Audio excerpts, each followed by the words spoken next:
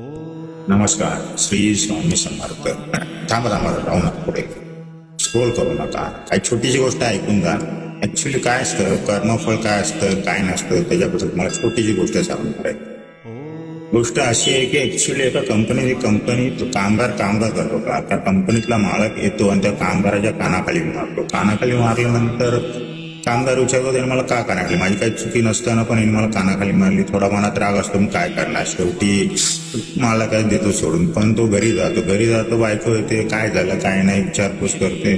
तेवढं तो त्या बायकोच्या कानाखाली, बायको बोलते मला काय केलं काय नाही केलं काही समजत नाही. बायको जाऊन ते सोडून देते. तेवढ्यात ते किचन मध्ये मुलगा येतो, त्याचा विचार काय त्याला मम्मी असं बोलत ती त्याच्या कानाखाली मारते. मुलगा काय नाही मी बोलला तरी पण माझ्या आईने कानाखाली का मारली. ऍक्च्युली मुलगा वैतागून बाहेर जातो आणि एक दगड उचलतो, कुत्र्याला मारतो.